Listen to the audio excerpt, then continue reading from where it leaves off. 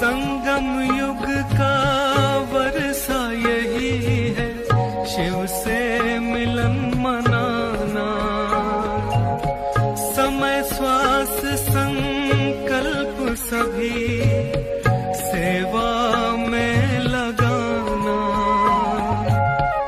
पवित्रता बरसाए जग में, पवित्रता बरसाए जग में।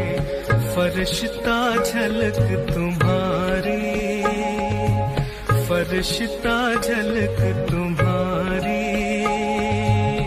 शिव पिता ने दी है तुमको, शिव पिता ने दी है तुमको श्रीमत कितनी प्यारी, श्रीमत कितनी प्यारी।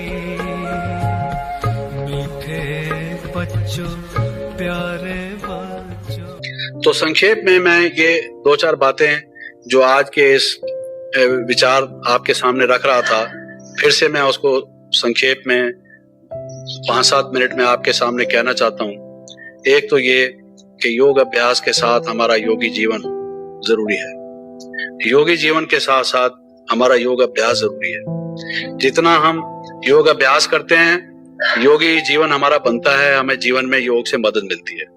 जितना हम योगी जीवन बनाते हैं, उतना हमारा योग ठीक लगता है। ये हमेशा ख्याल कीजिए। और यहाँ से जाने के बाद कठिनाइयां, विघ्न, परीक्षाएं आएंगी, लेकिन उस परमात्मा की याद में रहने का एक समय निश्चित कर लीजिए।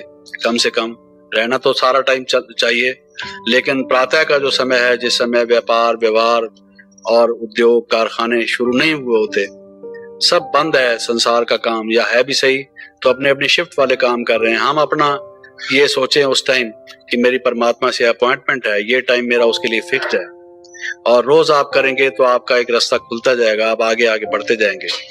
रेगुलरिटी जो है वो बहुत एक इसमें सहायक होगी। बीच बीच में हमें मिस नहीं करना चाहिए। तो ये अपना समय उठकर उस परमात्मा की स्मृति में बैठे। दूसरा मैंने ये बताया कि जो ये विकार हैं, वो जो गीत बाज रहा था वो यही कहता था कि जो निर्विकार है वही पवित्र है। ये योग हमारे मन को निर्विकार, निर्विघ्न बनाता है।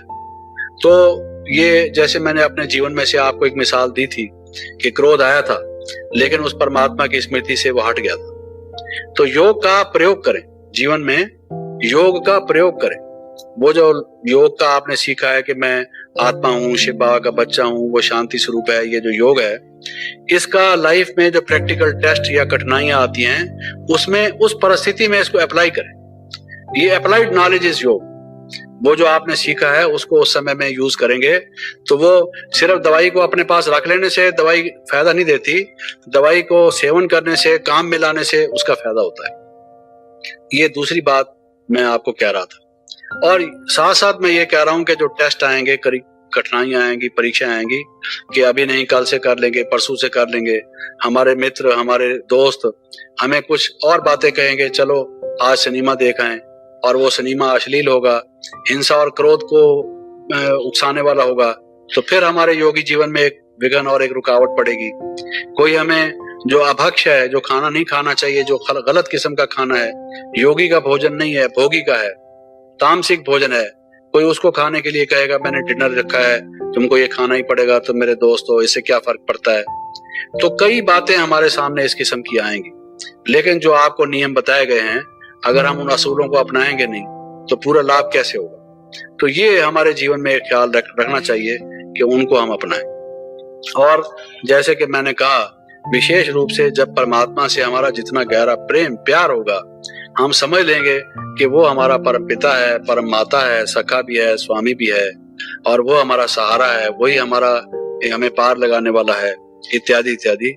हर प्रकार से हमारा प्रेम जब उधर होगा, वो प्रेम हमारा शुद्ध होगा।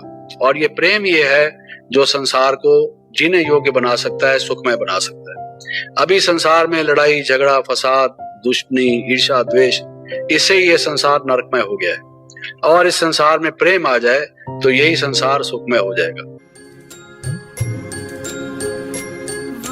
प्यार तुम्हारा याद आया,